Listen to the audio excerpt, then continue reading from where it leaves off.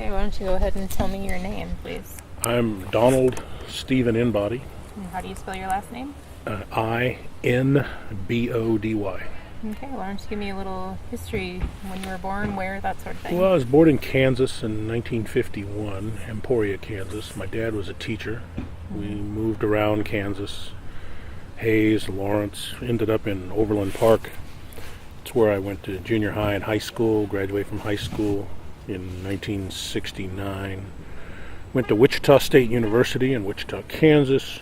Graduated with a master's degree, or a bachelor, and later a master's degree in music education. So I taught music for 3 years, K through 12 in western Kansas, and then 2 years at a small Catholic college in Wichita. And then I enlisted in the Navy. What made you go from music to Navy? I don't know. That was the mid-70s, and there was a pretty bad recession then. And wasn't making very much money, and I always liked the idea of the Navy. My wife's father was a retired Navy chief. My dad had served in the Navy in World War II. So I was enlisted for a few months, and then the CO of my unit figured out that I already had a master's degree and wanted to know why I wasn't an officer. They sent me to officer candidate school. So I graduated from officer candidate school. It's in Newport, Rhode Island in February of 79, and then went to my first ship in the summer of 79. So I was on USS Reasoner. I was a junior officer there. Ended up being the operations officer. Then I went to Naval Postgraduate School in Monterey. That would have been in 73, 74. 83, 84. And then I went to department head school in Newport, Rhode Island, and then I ended up going back to San Diego, and I was operations officer on the USS Alamo. That was an old amphibious ship, similar to Duluth. Okay. And then I was operations officer on a destroyer. And both of those cruises spent a lot of time deployed in the Pacific Ocean, Persian Gulf, escorting tankers in the Persian Gulf during the Iran-Iraq War. Then I went and taught at the Naval Academy for 3 years. That would have been 89 to 92. I taught political science there based on the master's degree that I got at the Naval Postgraduate School. Okay. And then I went to be the executive officer on a guided missile frigate based out of Long Beach. Did that for 2 years. Had another deployment there in the Western Pacific.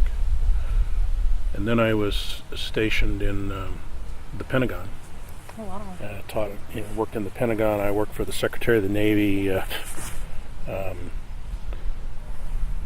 passing budget information back and forth between the Secretary of the Navy and Congress. So I worked with the appropriations committees in the House and Senate. That was fascinating. I bet. And then I got tapped for command, and then went to be captain of USS Duluth. I got there in May of 96 and was the captain of the ship until November of 97. During that time we had a deployment. In fact, I joined the ship while she was already deployed, and took command in the Sea of Thailand, I think it was. And then the next day took it into Singapore, and then we continued on to Jordan and the Persian Gulf, and had a big long deployment there. And then after Duluth, went back to the War College in Newport, Rhode Island. A lot of Newport, Rhode Island. And spent a year at the War College in Newport, Rhode Island. Then I went and did another tour, 3 years in D.C. Worked in the Pentagon. I ran a think tank there. While I was there, that was when 9/11 occurred. I was not in the building when it got hit, but I got back there a day or two later. Happened to have been out of town. And then they yanked me out of the Pentagon and sent me temporary duty over to the Persian Gulf after 9/11. Spent 7 months over there. And then when that was over with, then partly as a payback from my time they sent me to the Persian Gulf, but also my desires. They then sent me to the University of Texas in Austin, and I ran the Navy ROTC unit there for 3 years, and then I retired from there in the end of 2006. While I was there, that was when I got my PhD, and now I'm teaching at Texas State University, which is south of Austin a little ways. I've been there since '08, so starting my 10th year. What are you teaching? Political science, American government, international relations. You've had quite the career. Yeah. Actually, 3 different careers. You want to look at it that way: music, Navy, and teaching. So, No kidding. 2 kids. Each of them are married. Each of them has 3 kids. My daughter lives in Austin. My son lives in College Station. That's where Texas A&M is. So we get to see them often, all the time. Son was in the Army. He got blown up by an IED in Afghanistan, lost his right foot, so I kind of got to get to know the wounded warriors down in San Antonio, where he spent some time in the hospital down there. He's doing fine now. That's Actually, today he is in Alaska leading an expedition of wounded, combat injured veterans on a climb of a mountain right next to Denali. So Yeah, I'd say he's doing good. he's doing fine, walking on a prosthetic. So Wow, that's awesome. so So tell me a little bit about, I guess we can kind of focus on the Duluth, since that's kind of what our purpose here. Tell me about like your day-to-day happenings. What did the captain do? well, if everything's working right on the ship, the captain doesn't have to do a lot. Okay. Your job is to make sure that things are just moving right. If the watchstanders and the maintainers are doing what they're supposed to do, it's really fairly easy, although the pressure comes in those funny situations, like if you're in a storm or close maneuvering or anything along those lines, then you have to pay close attention. I spent a lot of time on the bridge watching them maneuver the ship. I spent a lot of time just walking around the ship, visiting with the sailors, watching them do their job, kind of get a sense of how well they were doing, get to know them a little bit. I was always impressed with the sailors. I calculated at one time the average age. I had 450 sailors on board. When we had Marines, it could have up to 600 or 650 Marines on board. The average age, I calculated it during deployment, the average age of the sailors on board was somewhere between 21 and 22. So it's a young group, very young group, Yeah. but surprisingly competent. And really, they were really dynamite. They just knew what they wanted to do, and they did it well. We had good senior petty officers and chief petty officers, and it was just fun watching them work and work hard and work effectively and competently. So that was one of the most enjoyable part of being the CEO of the ship, is watching that. Right. Did you get to, those guys working together, they build a little bit more of a camaraderie. Did you get that since you were so... Yeah, you do. And then when you leave the ship, you never get that when you're not on the ship. When you go to shore duty, you never get that same sense of camaraderie. It just doesn't exist except when you're on the ship. You know that when you're at sea on the ship, that your survival and safety depends on everybody doing their job and keeping the ship running and working and safe and that sort of a thing. And everybody knows that. I think everybody knows that. And the support everybody has for each other is really good. It's kind of interesting. Your reputation tends to be based on how competent you are at your job. The more competent somebody is at their job, the more you can forgive minor sins. The less competent you are on the job, the greater your minor sins get magnified. It's really interesting how that works. That's very true. Yeah. You can forgive a lot when they do a good work. Right. And you watch that among the crew. And 2 guys pull the same stunt, and one guy gets treated like crap, and the other guy, I'm not talking about the way I did it, but the way you saw the crew handling it. Right. You know, it was just that very sense of were they pulling their weight or were they not. Right. So what are some of your memories, I guess, like I said, specifically to the USS Duluth? Well, one of the first good memories, like I said, I took command in the Western Pacific and then took it into Singapore. And one of the most interesting one was when we were pulling out of Singapore and getting ready to head back through the Straits of Malacca, heading out into the Indian Ocean. The crew had drawn the track that we were supposed to draw, and that was good. They did a good work. But then I'm pretty familiar with those waters. I've sailed those waters a lot in my career. And so I realized that we didn't have to sail that exact track, that we could cut some corners and save some time. And then there was heavy traffic out there, very heavy traffic out there. And it appeared to me that my crew were fairly inexperienced with that kind of heavy traffic. And so I took a little bit more active part in getting them out of there. And I remember it was evident that the previous captain had been a lot more conservative in the way he handled the ship than I was. And we were dodging a couple of ships, and I was making some maneuvers around one extremely large ship, letting it get by and then slipping behind it and then running out and running at a pretty good speed. Most of those other ships out there were running at 18 knots, which is pretty fast for ships in a crowded environment. And I got us up to that speed, which is fairly high end for the Duluth. And I remember after we cleared that ship and we were headed up the Strait of Malacca, there was a couple of the junior officers on the bridge were looking around and they were saying, "Wow, that was cool." So it was kind of fun to show them that 16,000 ton 30-year-old ship could still be handled pretty well, and you didn't have to be slow and plodding to make it work. So that was kind of fun. Another one I remember, we were sailing up the west coast of the United States, and we got into a storm off of Washington, and we had some veterans on board who took it in stride. This was a pretty stiff storm. But it was kind of interesting to watch some of the younger sailors, where this is the first storm they'd ever been in, and their eyes were about as big as plates and all. But it was kind of interesting. I'd sit on the bridge and just keep an eye on things as we maneuvered the ship just to minimize storm damage and that sort of thing. But I remember there was one young sailor. He happened to be the helmsman, and it was obvious that he was just nervous. This was just at his limit of watching the ship crash and all.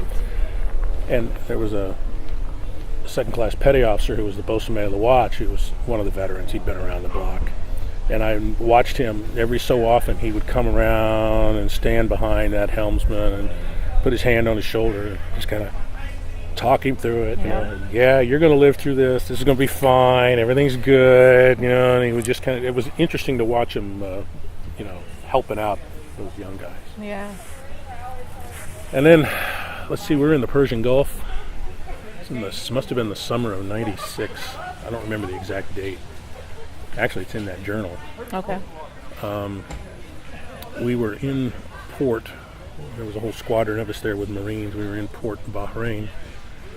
And we got an emergency message that there was a wanted terrorist on a Pakistani ship in the Persian Gulf, or about to leave Abu Dhabi, and they wanted us to go get the guy. Wow. And so it was like, quick, round everybody up. We went through some fast briefings, put the call out to recall the crew because they were all out on liberty. The rest of the squadron got underway. I was told to hang behind an hour and pick up any stragglers that came. Got them. We took off, speeded out into the Persian Gulf. Our first job was to meet some SEAL boats and give them gasoline. We were the only ship in the squadron that actually carried gasoline. Okay. So we did a replenishment of them out at sea. And then, an hour before they were getting ready to pull the trigger for us to fly our Marines and SEALs over to take down this Pakistani ship and pull this guy off, the exercise got canceled. Apparently they weren't 100% positive that he was on board that ship. Exact ship, yeah. And so they canceled it. That was one excitement that they were getting ready to do. And but the crew was great. Thoroughly enjoyed that crew. They had a great time. I had a great time. Thought we had very competent people. I'm still in touch with several of them today. That's good. Mostly through Facebook. But it's fun to talk to them. I know there's my master chiefs out in Nevada. There was my chief that ran the flight decks over in Arkansas. There's a few of my officers that I hear from time to time. Actually, one that I ran into was fun. There was a fellow named Sam Story. He was a bosun mate.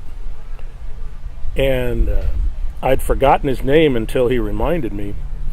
But he was one of the crew of the captain's gig, which is the small boat. Okay. That if I went ashore or did something, that was the crew that did it. He was one of those guys. And I remembered him after he reminded me of that. I pulled my cruise book out and looked at it. And one of the more memorable times there, we were coming back from that trip to Canada, and we stopped off in San Francisco, and then we took some family members from San Francisco down to Monterey Bay. We were down there for the 4th of July that summer. That must have been the summer of '97.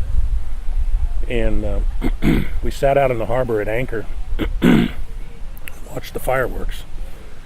And then I went ashore, and my wife was with me, and the crew just loved it. So they could pull the gig up at the stern of the ship, and then they helped my wife on board, and my daughter was there, and I got on board, and they had a great time running the gig back and forth between the beach. And there was an admiral there that they picked up and brought out to the ship. Anyway, they were having a good time, and they were good guys. They were just really proud of the work they did. They enjoyed the work they did. They did it well, and I was proud of how well they did it too. It's good memories. Good. Were there any challenges that you guys came on anytime at all? We were in Monterey, and one of my sailors got involved in a fight and beat somebody up. Somebody on the ship or somebody? Yeah. Oh, wow. And so there was an assault, and so I had to get the NCIS involved in that, and had that guy taken somewhere else, and that guy was court-martialed. I didn't even handle that one. I handed that off and let somebody else court-martial. Another one was kind of my making. We were on that same trip to Canada. We're dropping a pilot off in Esquimalt, which is the Canadian Navy town there, right outside of it's on Vancouver Island, outside of Victoria. Oh, yeah. And there was a really strong wind blowing in, and I had to get in very close to the shore to provide enough of a lee for the boat to come alongside to get him safely. And then I realized I was having a real hard time getting the ship out. We were getting blown down. And I remember maneuvering it back and forth, and I just couldn't do it. And then I suddenly realized what finally was going on is the Duluth has a lot of superstructure forward and a long flight deck aft, which means that the wind was using that superstructure forward as a sail. Right. And I couldn't turn into the wind. And so finally, when I realized what was going on, I just put it in reverse. Yeah. And I just backed the ship out of there. And, but I could just watch it. We were just slowly being that. I don't even know if the crew understood what was going on, but I sure did. It was scary. But it was dead calm on that bridge. There was no yelling. There was no nothing. Just me giving engine orders. I took over the engine orders from the officer of the deck because I knew how serious it was. But that was probably the most dangerous time. I'm the one that put the ship there because of trying to make a safe environment for the guy to get off. But but we got out of it. And, the crew liked that one.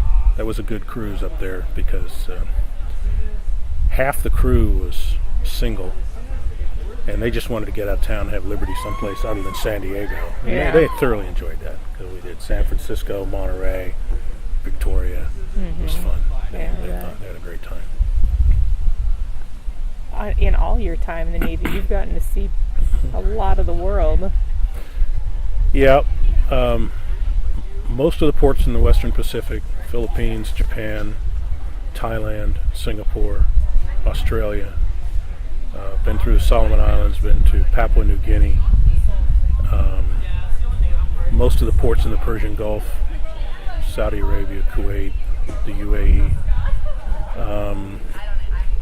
We lived in Japan for 2 years. Oh, really? Yeah, I didn't mention it. After I left the Pentagon the last time, after I left Duluth, we went to Japan for 2 years. I was chief of staff of an amphibious squadron there, 4 ships, and we made one deployment to the Gulf on that one. But we lived there for 2 years in Sasebo, which is on the island of Kyushu. We still talk about that. We still have people we communicate with from that. That was a fun time. My wife taught English to Japanese students while we were there. When we were coming back from our deployment, then we stopped in Thailand. My wife and several other women flew down to Thailand and joined us there. So we had a good time down there. So she got to see Thailand. We flew over to Korea while we were there and visited. So yeah, it was a great chance to get out of the country and see what's happening. Were your kids young enough that they were with you, or no? But my daughter was young enough. She was in college at the time, but she was young enough that we could fly her over on Navy orders. And my son wasn't able to come. He wasn't in a position to come. But my daughter got a chance to spend some time over there. Mm-hmm. In the 2 years, I was probably out of port 2/3 of that time. So my wife was there by herself. On her own. Yeah, we dodged a super typhoon one time at sea. Oh, wow. And that same super typhoon went right over Sasebo, so Janine has stories of hunkering down as a super typhoon went over. So, yeah, pretty exciting stuff. So after you decided to leave music and enlist, mm-hmm. I mean, did you ever think that you would have the career that you did in the Navy when you enlisted? No, I had no idea. I think gradually as I went along in the career, I understood that command of a ship was possible, mm-hmm. and set my sights on that and was able to make that happen. But I don't think I had that as vision when I first went in. I think, quite frankly, my vision when I first went in was to do 20 years just so I could get a retirement. Mm-hmm. Because my teaching career wasn't likely to give me the kind of retirement that I thought I needed or wanted. Mm-hmm. Certainly not then. But then as I got in longer, I realized that I was really pretty good at it, mm-hmm. and that other people thought I was good at it. And so after I'd been in about 8 or 10 years, I think it started to be real that it was possible. Mm-hmm. And then I put myself in a position to make that happen, and then finally it did. Mm-hmm. And had the good fortune to get USS Duluth. Yeah, great. I guess just, are there any other stories you'd like to share in general or specifically about USS Duluth? I was really happy with the Chief's mess, the Chief Petty Officers. When I got there, there was a Command Master Chief who was good, but then later another Command Master Chief came in who was really good. Mm-hmm. This Command Master Chief is the most senior enlisted guy on board the ship. And you kind of let him run the Chief's mess, all the Chief Petty Officers.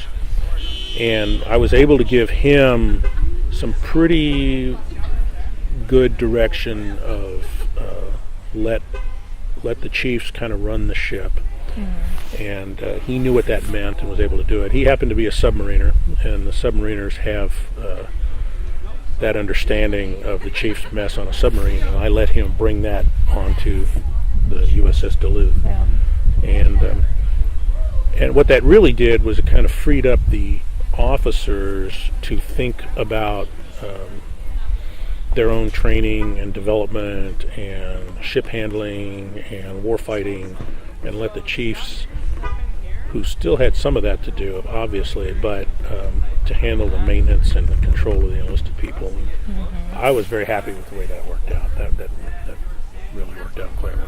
Mm-hmm. So I was most happy with the Chief's mess. I had 1 or 2 exceptions, but yeah, I mean, that was good. Right. So, and I think my general observation is from the time I came in the Navy in 1978, 79, is watching the increase in competence of the mid-level petty officer, the E4, E5, the third class, second class petty officer. When I first came in, you didn't really trust them. By the time I got out, they were doing jobs that when I came in, we were typically having junior officers do. We were letting those guys do those jobs. What do you think made the difference? I mean, are they just trained better, or they have are better trained work better. ethic? I think we recruited better people. Okay. As the time went on, we were getting further and further into the all-volunteer Navy, and I think we were just getting better people. So I saw that increase as we went along. Some of that was undoubtedly just me having a better sense of what we could ask them to do. I think that was probably part of it. Great. But I do think that as we got further and further along, that the Navy was just recruiting better people. And better people were coming and staying in the Navy, and couldn't have been happier with them. Shoot, down at Texas State, my graduate assistant is a Navy second-class petty officer, and I've got a Navy first-class petty officer as one of my students, veterans. And it's just really enjoyable to work with them because, they're not your average student. That's for sure. They're older, they're more independent. More disciplined, I'm More sure. disciplined. They're not there to play anymore. Right. Compare one of these veterans, whether they're Navy or Army. I've got some from all the services, but they're usually in their late 20s, early 30s. Compare them to the 18, 19, and 20-year-olds straight out of high school, and there's a world of difference. Just a world of difference. And it's good to have them around because they kind of season the crowd. The younger ones look at them and realize that these things are possible. Good. So, a wedding in the park, huh? Yeah. How exciting. My wife and I just did a trip to Colorado, and we did the Durango-Silverton Railroad. Are you familiar with that? Yeah, I've heard of it. I haven't. It's a coal-fired railroad, not too dissimilar to the one that we have up here, but it goes along the side of the mountain. Yeah, that'd be cool. There was one car, and they had a whole wedding party in there. They had a wedding on the train while we were going along. Wow, that'd be really cool. Yeah, pretty exciting for them and all. So. Well, great. Is there anything else that you want to share at all while we're here? Oh, I'm sure there are. I can't think of anything off the top of my head. That's perfect then. Duluth was a great ship. I'm glad that we've had this reunion here for the last, 5 years. This is the third one every other year. And I hope we stay here. I think this is great. Yeah. City of Duluth has done wonderful things for us, and we've got a good relationship, and I don't want to lose those things. So Yeah. Good. I hope we can expand what we've got with the Historical Society, the displays and everything. We've got a ton of stuff. I guess it's over at the Commemorative Air Force hangar. Yeah, that's what I heard last night. Some of it's probably junk, but some of it I think is, Very useful. large. I think I think it is. And whether you put it in